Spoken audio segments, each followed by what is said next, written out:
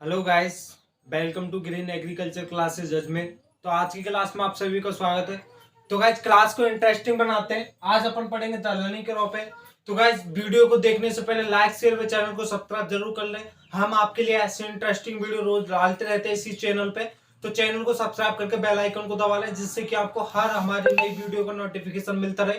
तो गाइस आज अपन पढ़ेंगे दलहनी फसलें। दलहनी फसलों का इंट्रोडक्शन आज। दलहनी फसलें क्या होती है, किन में कौन सी मात्रा होती है, प्रोटीन कितनी परसेंट पाई जाती है। तो आज अपन पढ़ेंगे दलहनी फसलों के बारे में। तो दलहनी फसलें जो होती हैं वो प्रोटीन का अच्छे स्रोत मानी जाती हैं। खाद्यान्न फसलें होती है वो कार्बोहाइड्रेट का अच्छा स्रोत मानी जाती है।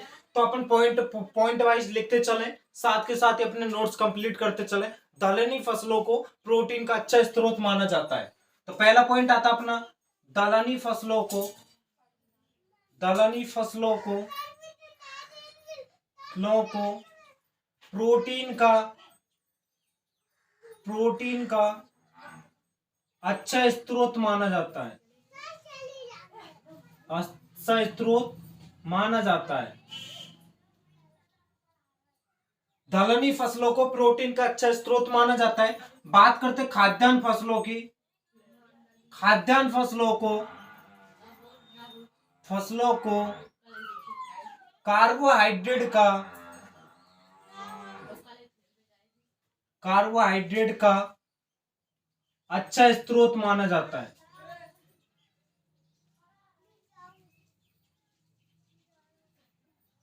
खाद्यान्न फसलों को कार्बोहाइड्रेट का अच्छा स्रोत माना जाता है और दलहनी फसलों को प्रोटीन का अच्छा स्रोत माना जाता है। सबसे अधिक प्रोटीन मूंग के अंदर पाई जाती है, वो पाई जाती है 25%। सबसे अधिक प्रोटीन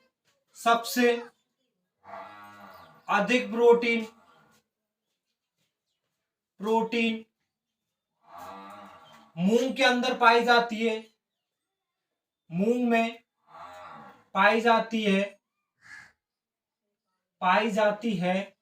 वो पाई जाती है 25% प्रोटीन मूंग के अंदर। सबसे अधिक प्रोटीन मूंग के अंदर पाई जाती है और मूंग के अंदर पाई जाती है 25% जो प्रोटीन है वो मूंग के अंदर पाई जाती है। बात करते हैं दालों की। तो अंकुरित जो दालें होती है उनमें विटामिन सी की मात्रा भरपूर मात्रा में पाई जाती है, विटामिन सी।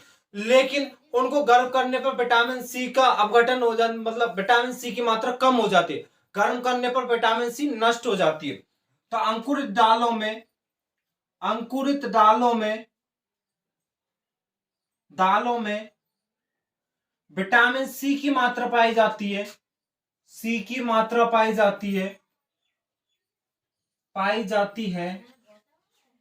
जो कि गर्म करने पर नष्ट हो जाती है। विटामिन सी है वो गर्म करने पर नष्ट हो जाती है और अंकुर दालों के अंदर विटामिन सी की मात्रा पाई जाती है, नष्ट करने पर नष्ट हो जाती है नष्ट हो जाती है। अंकुरित दालों के अंदर विटामिन सी की मात्रा पाई जाती है और विटामिन सी एक ऐसी है जिसको गर्म करने पर वह नष्ट हो जाती है, विटामिन सी की मात्रा। मूंग की जो दाल है उसको सुपाच्य दाल माना जाता है, इसीलिए डॉक्टर रोगी को मूंग की दाल खिलाने की सलाह देते हैं। तो मूंग की दाल को सुपाच्य माना जाता है। सुपाच्य माना जाता है जो कि रोगी को खिलाने की सलाह डॉक्टर देते हैं। मूंग की जो दाल होती है उसको सुपाच्य माना जाता है और रोगी को खिलाने की इसके लिए सलाह दी जाती है। डॉक्टर लोग सलाह देते हैं कि इसको मूंग की दाल खिलाई जाए, तो उसको सुपाच्य माना जाता है। और जो दाल है उनको सुपाच्य नहीं माना जाता है। बात करते हैं अंतरराष्ट्रीय दाल वर्ष। एक वर्ष होती है अंतरराष्ट्रीय दाल वर्ष, वो कौन सी वर्ष को मनाई जाती है? तो अंतरराष्ट्रीय दाल वर्ष अंतरराष्ट्रीय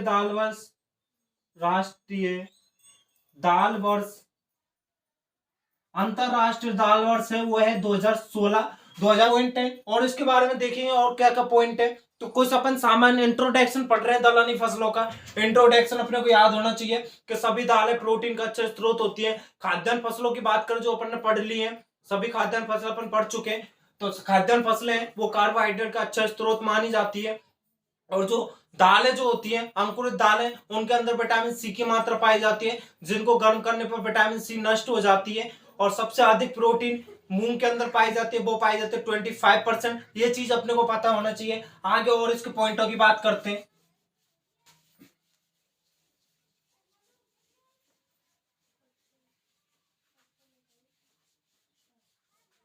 शब्द की दलहनी शब्द शब्द पूर्वकालीन भाषा से लिया गया है।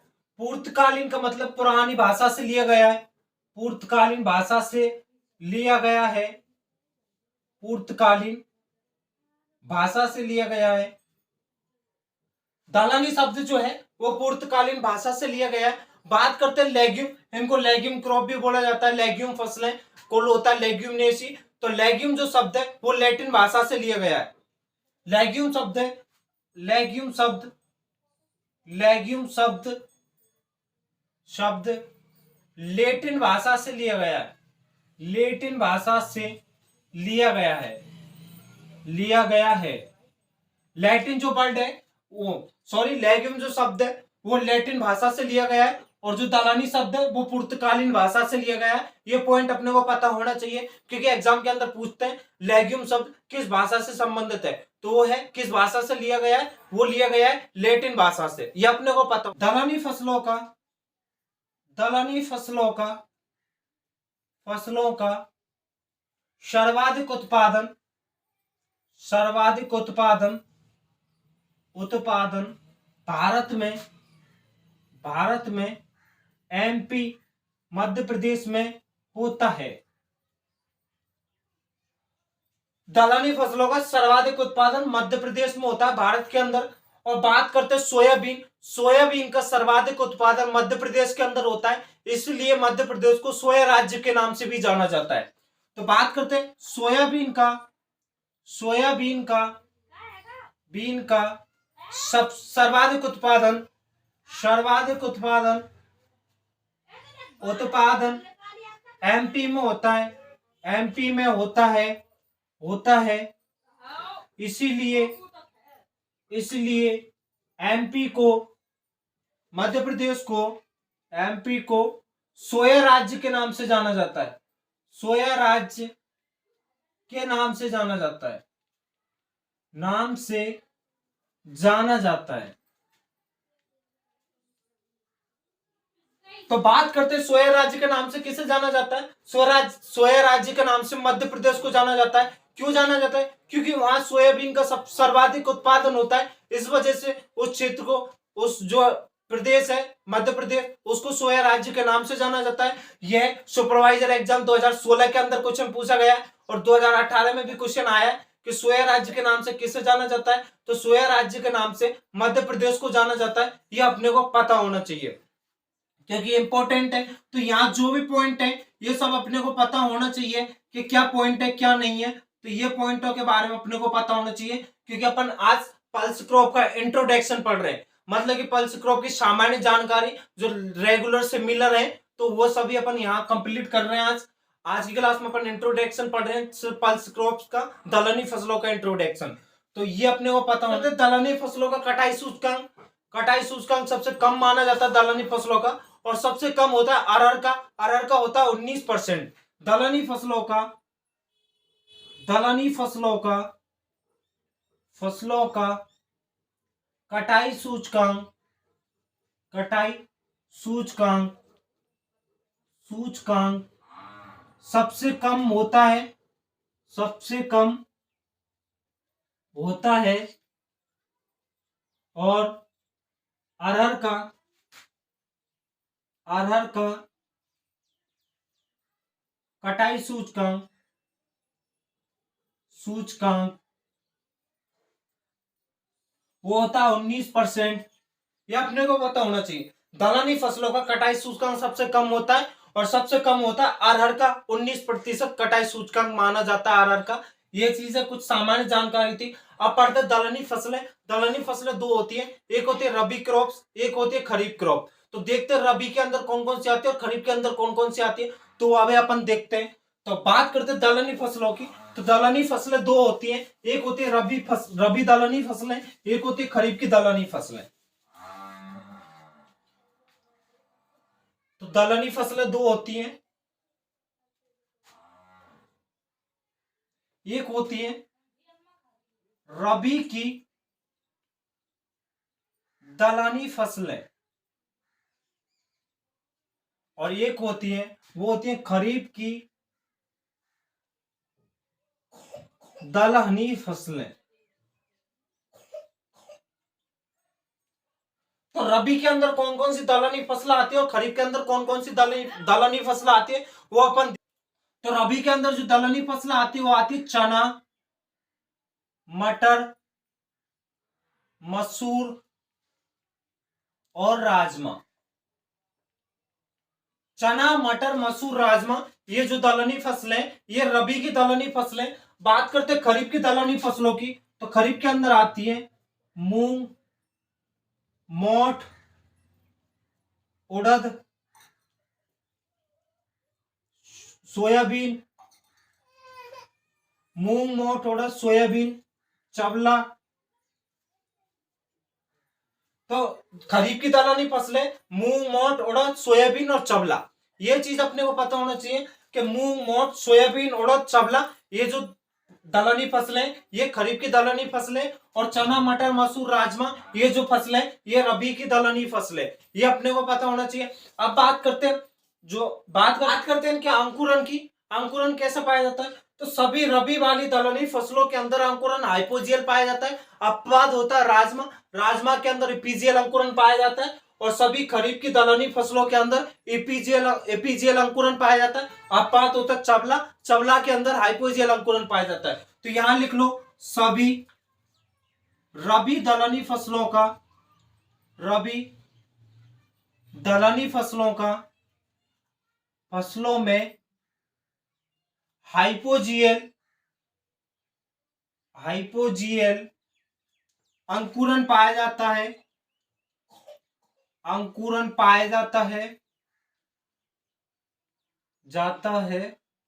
अपवाद होता है राजमा।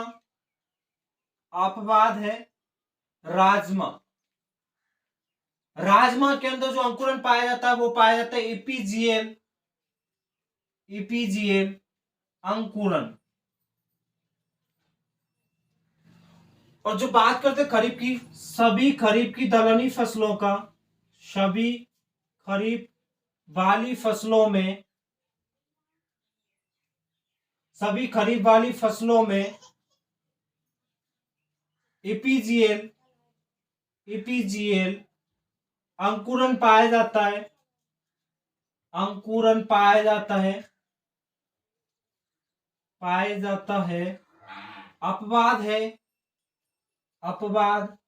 अपवाद है चवला।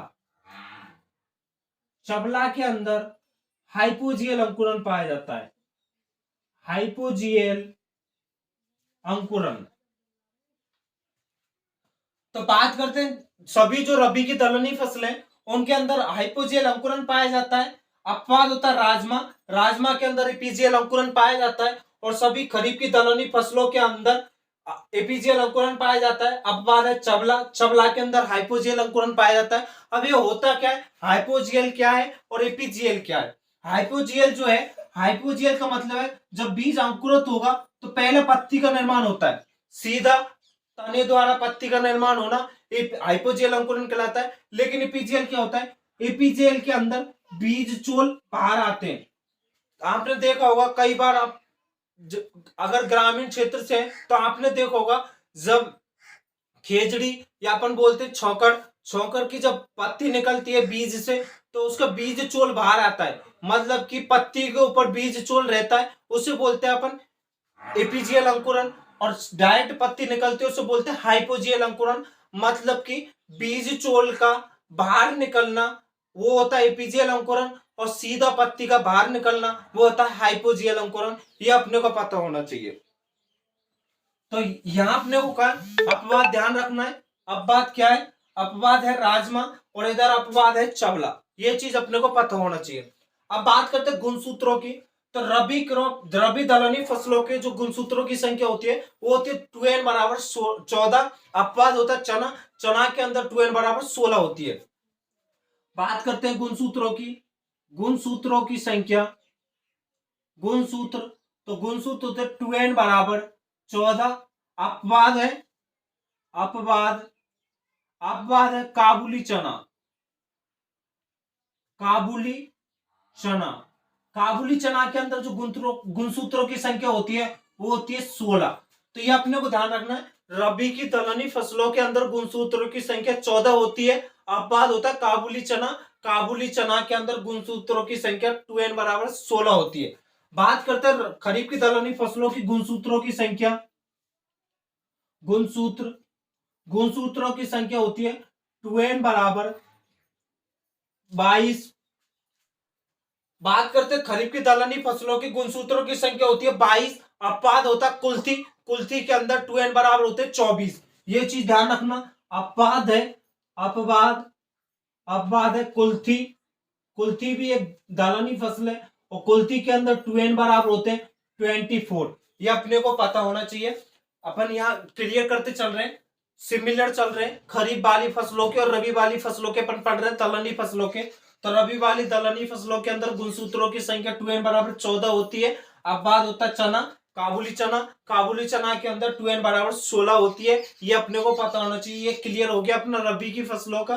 बात करते हैं खरीफ की दलहनी फसलों के अंदर गुणसूत्रों की संख्या 2n बराबर होती है 22। और बात करते हैं अपवाद, अपवाद होता है कुल्थी, कुल्थी के अंदर होती है 2n बराबर 24। ये अपने को पता होना चाहिए। बात करते हैं उत्पत्ति स्थान की।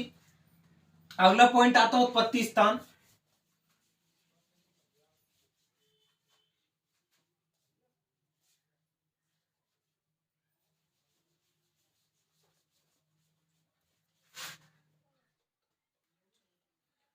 अब बात करते हैं उत्पत्ति स्थान की। सभी खरीफ वाली दलहनी फसलों का, दलहनी फसलों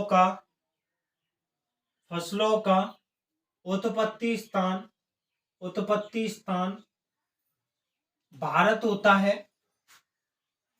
भारत होता है, होता है।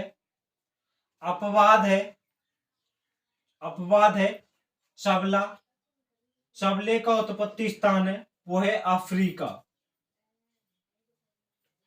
बात करते हैं सभी खरीफ वाली दलहनी फसलों का उत्पत्ति स्थान होता है वो होता है भारत।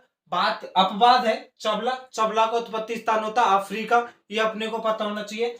सभी खरीफ वाली दलहनी फसलें हैं उनका उत्पत्ति स्थान माना जाता है भारत। अपवाद होता है इसके अंदर चबला, चबला का उत्पत्ति स्थान होता है अफ्रीका। अब बात करते हैं सभी लेग्यूमिनेसी परिवार, सभी लेग्यूमिनेसी परिवार वाली फसलें, लेग्यूमिनेसी फसलें नाइट्रोजन का, नाइट्रोजन का स्त्रीकरण करती हैं, स्त्रीकरण करती हैं। अपवाद है राजमा, राजमा नाइट्रोजन स्त्रीकरण नहीं करता है। अपवाद है राजमा। सभी लेग्यूमिनेसी परिवार की फसल जो दलहनी फसलें वो नाइट्रोजन स्त्रीकरण करती हैं। अपवाद है राजमा, राजमा स्त्रीकरण नहीं करता है। तो राजमा में, राजमा, राजमा फसल के अंदर, फसल में खाद्यान्न फसलों की तरह, खाद्यान्न फसलों की तरह, फसलों के जैसे, जैसे नाइट्रोजन दिया जाता है, दिया जाता है। और नाइट्रोजन की मात्रा दी जाती है वो दी जाती है 120 किलोग्राम प्रति हेक्टेयर।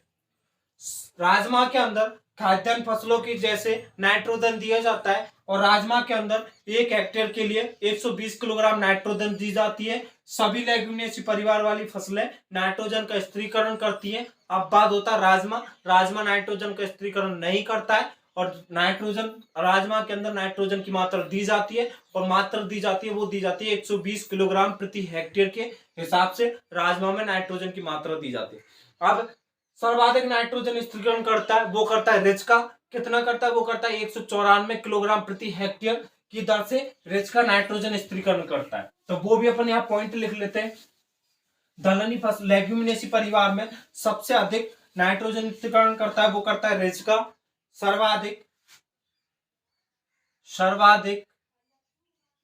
नाइट्रोजन स्थिरीकरण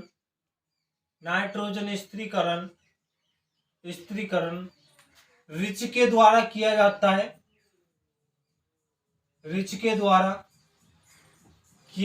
है।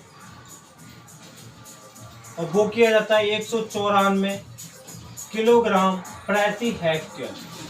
सबसे ज्यादा नाइट्रोजन स्थिरीकरण रिच के द्वारा किया जाता है वो किया जाता है 194 किलोग्राम प्रति हेक्टेयर रिच का नाइट्रोजन स्थिरीकरण। बात कर लेते हैं इसके सिंचाई प्रबंधन की। सिंचाई प्रबंधन रबी और खरीफ की बात चल रही है। सिंचाई प्रबंधन यहाँ दलहनी फसलों की बात कर रहे हैं। यहाँ बात करते हैं सिंचाई की तो दो सिंचाई देते हैं। दो सिंचाई देते हैं। तो पहली देते हैं फूल आते समय और दूसरी सिंचाई देते हैं वो देते हैं पौध या फल बनते समय। अपवाद होता है चना। अपवाद है चना के अंदर जो सिंचाई देते हैं तो पहली सिंचाई देते हैं वो देते हैं फूल आने से पहले सिंचाई दी जाती है और दूसरी सिंचाई दी जाती है वो दी जाती है पौध बनते समय।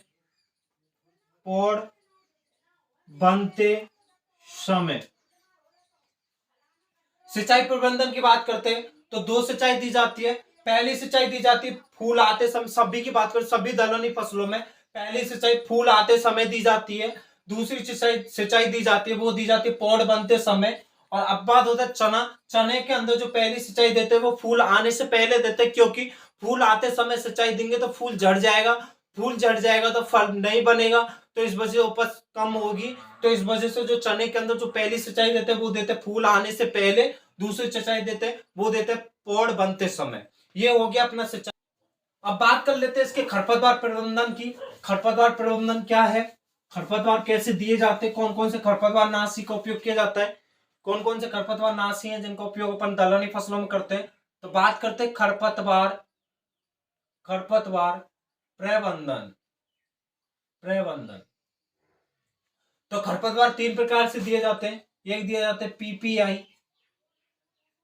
पीई और POE. Perform pre plant incorporation. P के प्री इमरजेंसी, पीओई के पोस्ट इमरजेंसी। बुवाई से पूर्व दिए जाने वाले खरपतवार जो है पीपीआई के अंदर आते हैं। जिनके संपर्क में आने पर ये सभी को नष्ट कर देते हैं, इन्हें बोलते हैं पीपीआई के अंदर आते हैं। पीई बुवाई के बाद तथा अंकुरण से पहले दिए जाने वाले उर्वरक। और पीओई बुवाई के बाद तथा अंकुरण के बाद मतलब खड़ी फसल में दिए जाने वाले खरपतवार नाशी, उन्हें बोलते हैं पीओई। तो पीपीआई के अंदर आते हैं फ्लूक्लोरिलीन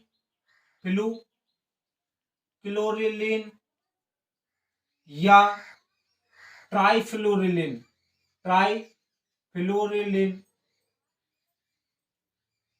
फ्लूक्लोरिलीन या ट्राइफ्लोरिलीन जो है ये पीपीआई के अंदर दिए जाते हैं। बात करते हैं पीई के अंदर, तो पीई के अंदर दिया जाता है पेंडामेथालिन। और बात करते हैं पीओई के अंदर दिया जाता है इमेजाथापर। तो ये 3 खरपतवार नाशियों का उपयोग अपन दलहनी फसलों के अंदर करते हैं। तो पीपीआई अवस्था में करते हैं फ्लूक्लोरिलीन तथा ट्राइफ्लोरिलीन। बात करते हैं पीई के अंदर करते हैं पेंटामेथालिन, पीओई के अंदर करते हैं इमेजाथापर। मतलब कि खड़ी फसल में दिए जाने खरपतवार नाशी वो है इमेजाथापर। बुवाई के बाद तथा अंकुरण से पहले दिए जाने वाले खरपतवारनाशी वो है पेंडामेथालिन। और पीपीआई बुवाई से पूर्व दिए जाने वाले खरपतवार वो है फ्लूक्लोरिलिन और ट्राइफ्लोरिलिन। ये अपने को पता होना चाहिए। लेकिन बात करते हैं सोयाबीन की, यहां नोट डाल के लिखो, नोट। सोयाबीन के अंदर सोयाबीन में मेट्रीब्यूजिन खरपतवारनाशी का उपयोग किया जाता है। खरपतवारनाशी का उपयोग किया जाता है, नाशी का उपयोग किया जाता है। तो मेट्रीब्यूजिन जो है वो सोयाबीन के अंदर उपयोग किया जाता है। तो ये अपने को पता होना चाहिए, नोट डाल के लिख लो, किया जाता है, इंपॉर्टेंट भी है। तो सभी दलहनी फसलों की बात कर रहे हैं अपन, इंट्रोडक्शन के अंदर पढ़ रहे हैं। तो गाइज यहाँ जो पॉइंट चल रहे हैं वो अपने को पता होना चाहिए, क्योंकि सभी में कॉमन चलते हैं। सोयाबीन के अंदर अपन मेट्रीब्यूजिन खरपतवारनाशी का उपयोग करते हैं, तो ये चीज अपने को पता होना चाहिए। बात करते हैं इसके जो अपन उर्वरक देते हैं, उर्वरक प्रति अनुपात की कितना अनुपात देते हैं। तो वो अब बात करते हैं इसके उर्वरक प्रबंधन को देख लेते हैं। उर्वरक प्रबंधन क्या है, कितने अनुपात में उर्वरक दिए जाते हैं, तो अपन देख लेते हैं उर्वरक प्रबंधन। तो बात कर लेते हैं दलहनी फसलों के लिए उर्वरक प्रबंधन। तो बात करते हैं दलहनी फसलों के लिए उर्वरक प्रबंधन है। तो बात करते हैं एनपीके का अनुपात।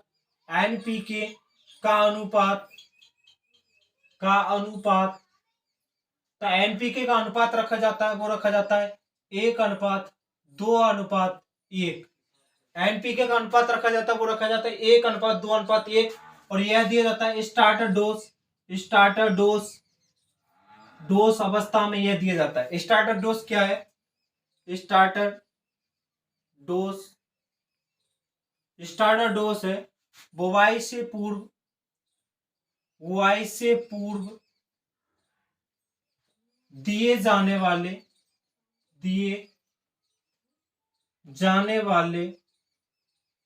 एनपीके की मात्रा को स्टार्टर डोज कहते हैं।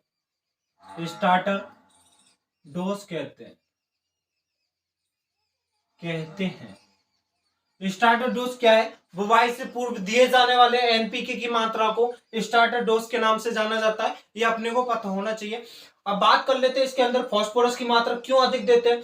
फास्फोरस इसलिए अधिक देते हैं क्योंकि फास्फोरस अधिक देंगे तो जड़ों का निर्माण अधिक होगा, तो नाइट्रोजन का स्थिरीकरण अधिक होगा। तो यहां लिख लो, दलहनी फसलों में फास्फोरस की मात्रा अधिक इसलिए दी जाती है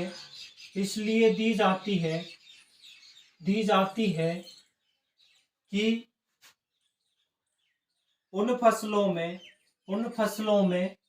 जड़ों का निर्माण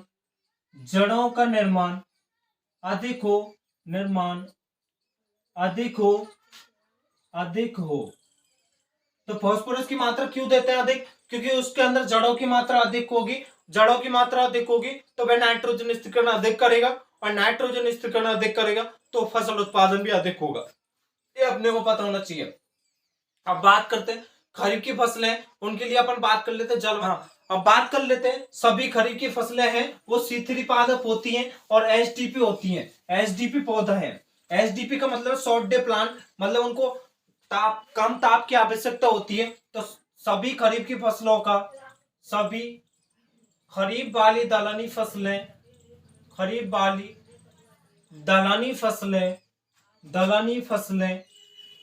तो सभी खरीफ वाली दलहनी फसलें वो होती है C3 पादप और एसडीपी पौधा मतलब है शॉर्ट डे प्लांट।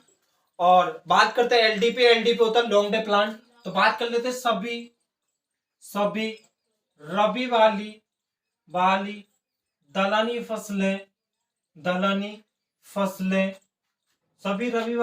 फसलें वो होती है C3 पादप होती हैं और एलडीपी पौधा होता है। एलडीपी का मतलब दीप्तकालिता के आधार पर अपन बात कर रहे हैं, मतलब इनको कितने तापमान अधिक, कितना ऊर्जा चाहिए, मतलब कितनी वो क्या बोलते हैं अपन उसको, धूप चाहिए। तो धूप की बात करते हैं। एलडीपी होता है लॉन्ग डे प्लांट, मतलब दिन लंबा होता है, रात छोटी होती है। एलडीपी में शॉर्ट डे होता है, दिन छोटा रात बड़ी। तो जो है सभी खरीफ वाली दलहनी फसलें हैं वो C3 पादप है, एसडीपी पौधा है। और सभी रबी वाली हैं वो C3 पादप है और एलडीपी पौधा है। ये दीप्तिकालिता के आधार पर अपन बात करते हैं। दीप्तिकालिकता के आधार पर आता है एक और आता है डीएनपी, डे न्यूट्रल प्लांट, मतलब रात और दिन सेम होती है, उन्हें बोलते हैं डे न्यूट्रल प्लांट। वो होती है सोयाबीन, सॉरी वो होती है सूरजमुखी। ये अपने को पता होना चाहिए। तो गाइस आज की क्लास में इतना ही, अपना इंट्रोडक्शन कंप्लीट होता है। कल से अपन एक एक दलहनी, एक एक फल से क्रॉप के बारे में पढ़ेंगे, एक एक दलहनी फसलों के बारे में पढ़ेंगे, क्या है क्या नहीं है। तो हो सकता है कल अपन सिमिलर पढ़ लें, सभी दलहनी फसलों की अपन एक टेबल के आधार पर पूरी पढ़ लें, और अपन अलग अलग भी पढ़ाएंगे, एक एक क्रॉप के बारे में भी बताएंगे। तो गाइस वीडियो को ज्यादा से ज्यादा लाइक शेयर पे, चैनल को सब्सक्राइब जरूर कर लें, और चैनल को सब्सक्राइब करके बेल आइकन को दबा लें। बेल आइकन से क्या होगा, जिससे कि आपको हमारी हर एक नई वीडियो का नोटिफिकेशन मिलता रहेगा। और गाइस हमसे ज्यादा से ज्यादा जुड़ने की कोशिश करें। मिलेंगे अगली क्लास में इसी टाइम इसी जगह इसी होश और जोश के साथ। तो मिलते हैं कल की क्लास में दलहनी फसलों के साथ। ओके।